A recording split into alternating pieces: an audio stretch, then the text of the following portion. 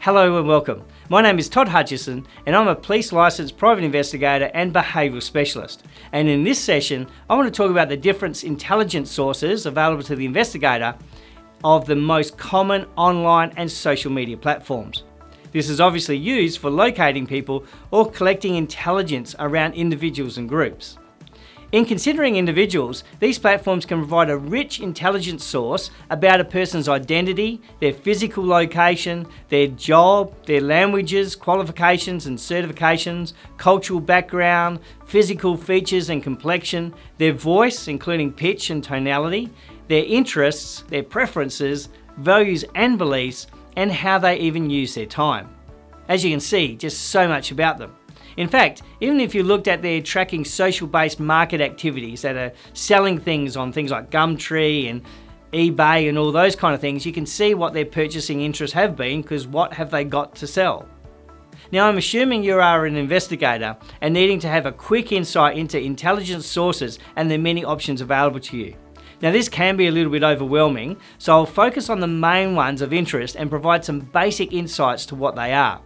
The study of these information sources often gives us an idea of what a person perceives themselves to be or wants others to know about them. And the way they write and the way they disclose can give you insights into what is important to them and what they deem to be credible.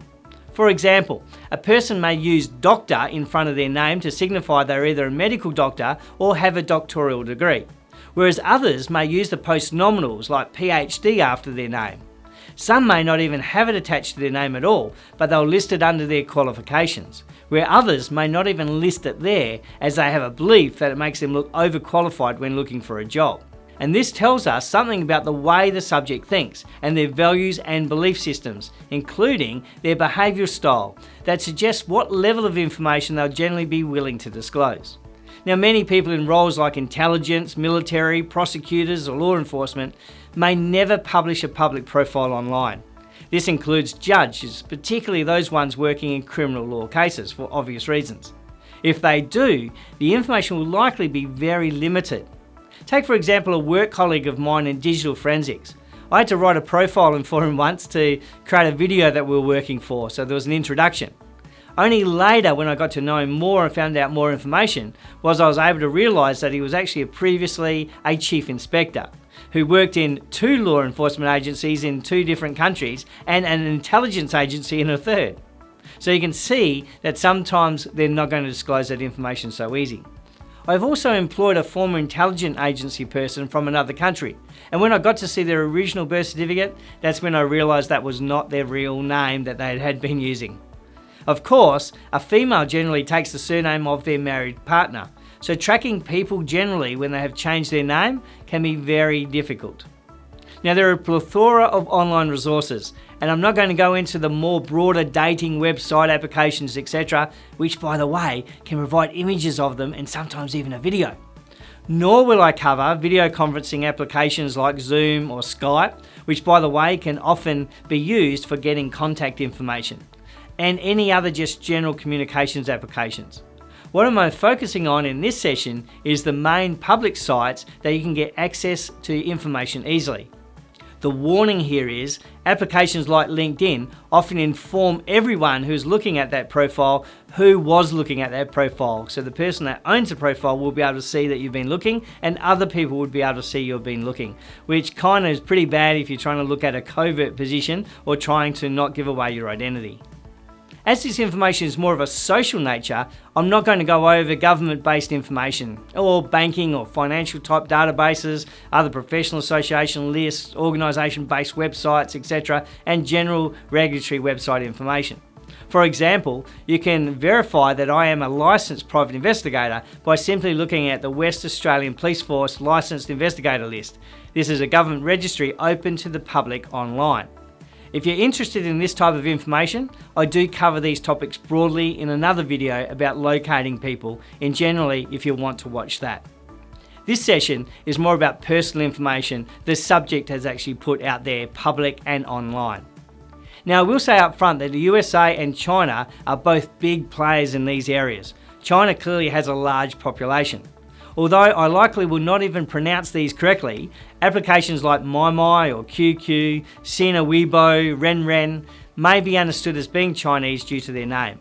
But some popular Western world used applications like WeChat, Qzone, TikTok, etc. are actually Chinese applications. So sometimes it's getting harder to know who owns what these days by the name they use. And of course they might sell them, but generally you can look them up.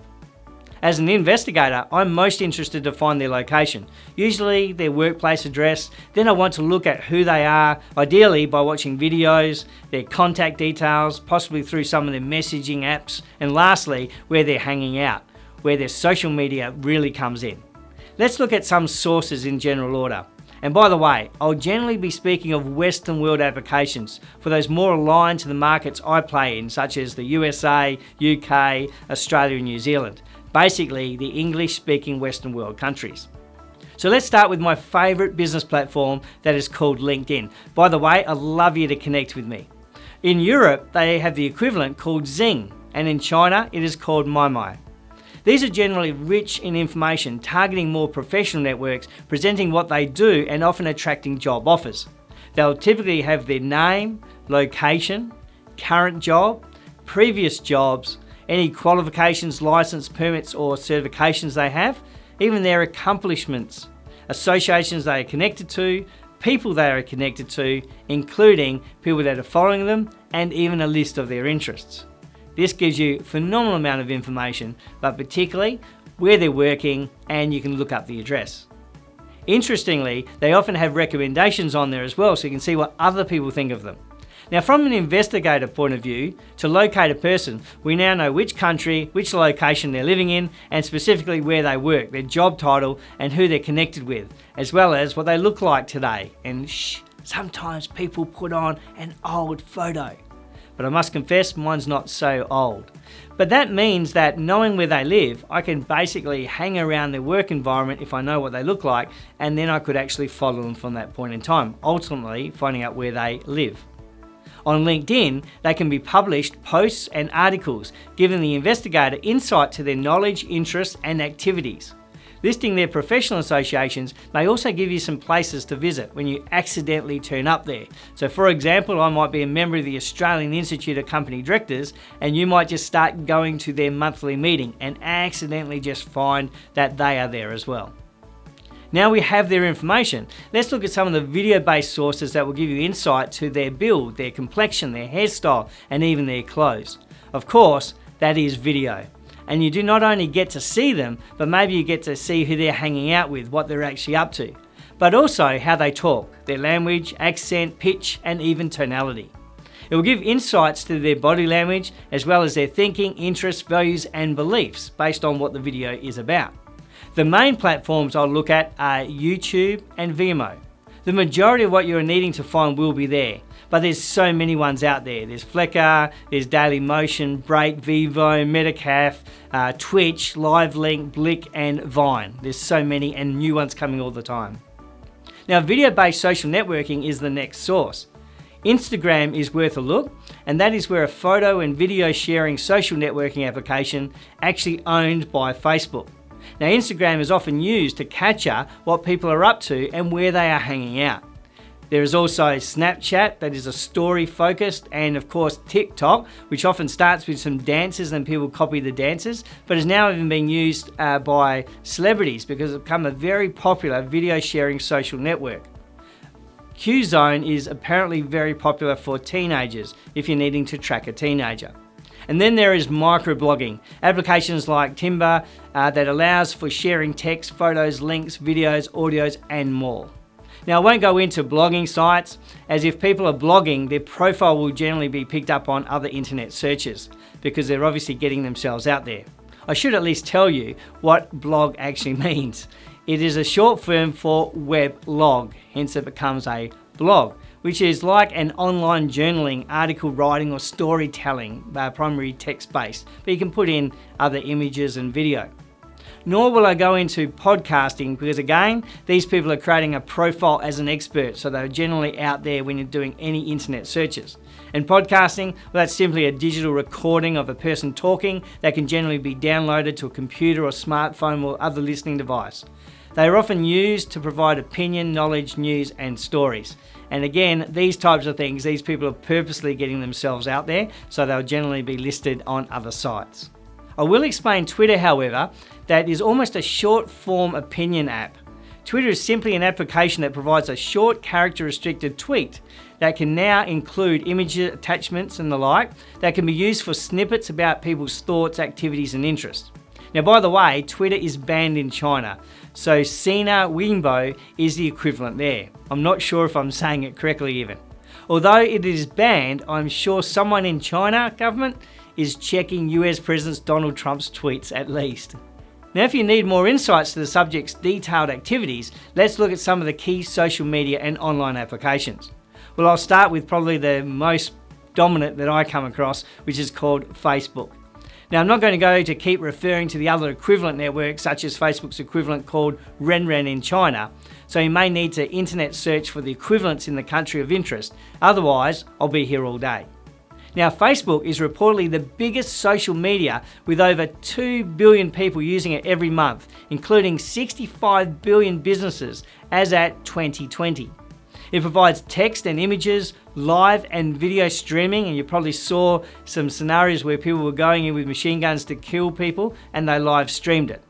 And it can actually just tell a story, often what they're up to, the activities that they're involved with, and where they may be at the time. Great for tracking their movement. It can be very up-to-date information, given that it is reported that some 94% of users are using their mobile app when communicating, so it means it's happening at the time where they're located. They will generally communicate something of interest, so it may reveal where they are at a precise moment in time. Another category for tracking is chat or messaging applications, used in business and private that can sometimes give away a person's contact details. They provide a means of communicating in the form of messages, audio recordings, and live video or audio-based calls. These include WhatsApp, China's equivalent WeChat, China's QQ, Japan's Viber, or Facebook's feature that is called Messenger, where they've actually created it as a separate source. These often can be used to get access to contact details, as I mentioned, and they'll allow communications from local Wi-Fi points to avoid the need for a phone SIM card. Now, by the way, this can be dangerous because you're telling everyone that you're overseas and therefore your house may be a target suddenly for theft. Now, I use LinkedIn for business platform and I use Facebook for my private platform, which is my family and friends. And I often send my trip information when I actually get back so they can't use that information against me. So just be wary, information can just be indicators. But if it's real time and you're following them and using things like tracking software, and as you're probably aware, you can find Locate Me applications on phones that allows them to know exactly where they are. Even dating, sometimes those dating applications allow you to work out where the other people are in your area, which could be a little bit dangerous if you want to keep a bit more covert. Also remember that software often allows for a user to set their publication controls. That means they can control what is public and what is privately published information. Also, did you know that some applications we have mentioned are banned in certain countries? I kind of touched on it before. For example, Facebook and Twitter are banned in China. This effectively gives another provider, such as a web chat or a Sina Weibo, the opportunity to prosper. Now, given that most applications require some form of validation on your name, age, contact details and identity, they can be used to collect a population's data. Even when you sign up to different applications, it generally requires the insertion of a code sent to your mobile phone, which means they'll both have your email address and your mobile phone, and therefore they're both known and stored. Now, many of these applications are tending to expand their functionality to include a wider service. For example, Facebook has Messenger, as we noted, but it also has a selling platform called Marketplace. And you know other selling platforms such as Gumtree or eBay. But the problem with these is you're effectively welcoming a stranger to turn up at your house and potentially get in your house and capture some intelligence. Whereas LinkedIn, they have an actually e-learning platform called Lynda. So you can see they're all expanding. This just means that these products' functionality and new products coming onto the market are changing pretty much daily, and you'll have to keep abreast of any new sources of intelligence. So please see the accompanying text that goes with this video, as it provides far more and many more different resources and applications. But if I have become a little bit overwhelming to you and you just want to know what's the top applications for me to look at, just give me the top 3, Todd. I'd first say number 1, LinkedIn, the business network, because the fact it gives you all your job information, your locations, etc. Number 2, YouTube. Jump on YouTube and look at their video network. And number 3, Facebook.